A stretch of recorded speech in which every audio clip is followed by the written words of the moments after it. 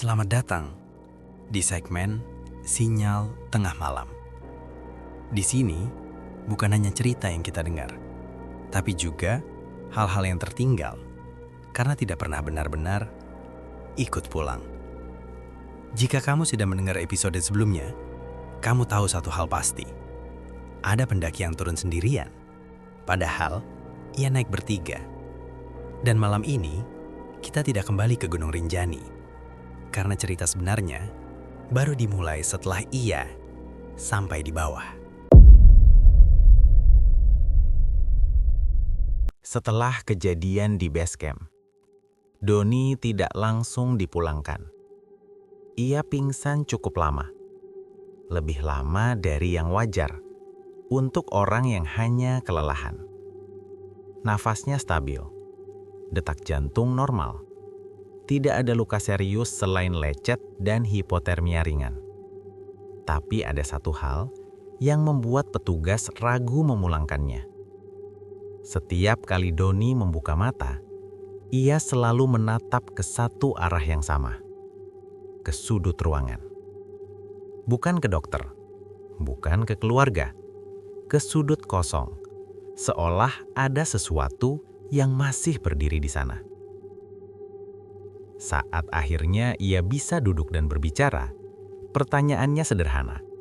Namanya siapa? Tanggal berapa? Ia naik gunung dengan siapa? Jawabannya selalu sama. Aku naik sendiri. Nada suaranya tenang, tidak defensif, tidak ragu. Saat ditunjukkan foto pendakian bertiga, Doni hanya menatap lama, lalu berkata, "Itu foto sebelum turun." Bukan menyangkal, bukan menyanggah.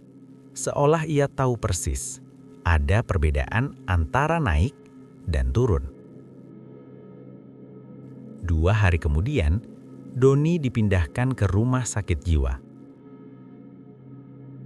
Diagnosis awal trauma berat, disosiasi, amnesia selektif. Kasus yang secara statistik tidak langka. Masalahnya, gejala Doni tidak berkembang. Ia tidak memburuk, tapi juga tidak membaik. Ia terlalu stabil. Hari-hari pertama, Doni jarang berbicara. Ia duduk di ranjang, kadang berdiri lama di sudut kamar, kadang menatap lantai seolah menghitung langkah. Ia tidak agresif, tidak berhalusinasi secara kasat mata. Namun setiap kali ada yang bertanya tentang gunung, ia selalu mengakhiri percakapan dengan kalimat yang sama. Kita turun malam itu. Bukan aku, tapi kita. Lalu malam Jumat pertama datang. Tepat pukul 1:30, Doni bangun. Tidak ada alarm, tidak ada suara. Ia bangun seolah tubuhnya diingatkan oleh sesuatu yang tidak terdengar orang lain.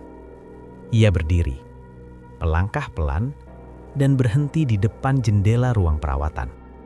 Satu tangannya menempel ke kaca. Dahinya sedikit condong ke depan. Bukan seperti ingin melihat keluar, lebih seperti menunggu sesuatu datang dari arah pantulannya sendiri. Dan disitulah ia berbicara. "Ayo turun, jalurnya udah kebuka." Perawat menganggapnya pengulangan trauma, hal yang wajar. Sampai mereka sadar, Doni selalu berbicara dengan jeda.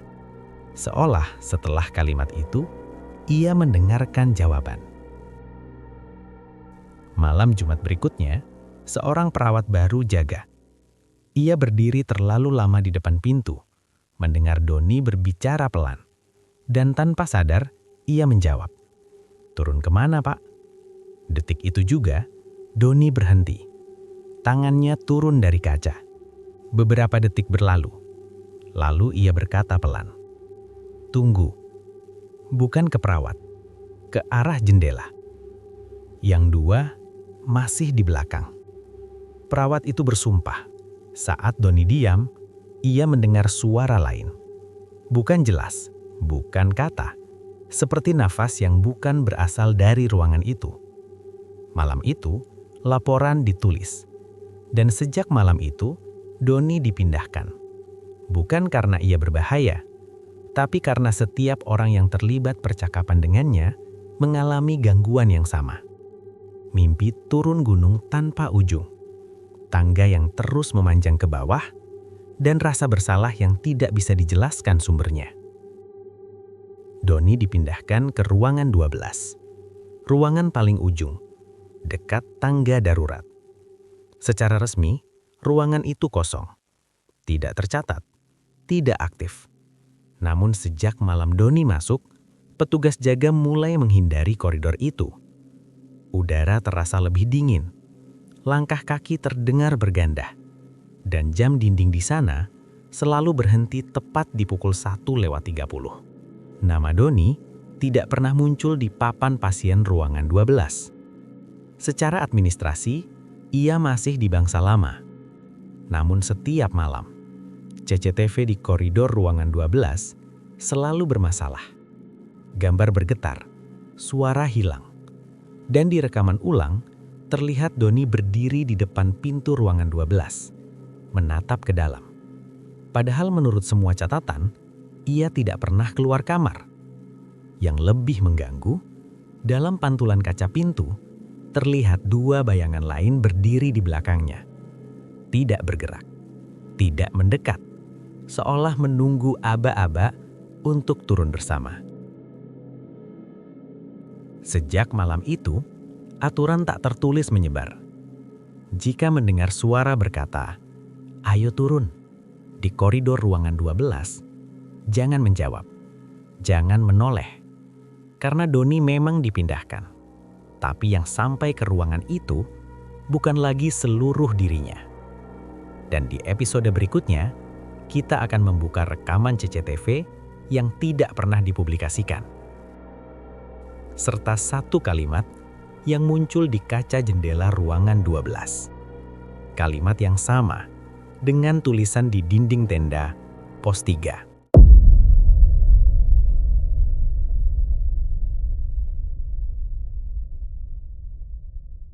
Jika kamu pernah mengalami kejadian janggal di rumah sakit atau di tempat yang seharusnya aman, kirim ceritamu. Kami bacakan di sini. Sinyal Tengah Malam, Meong Hideng, cerita tak pernah tidur.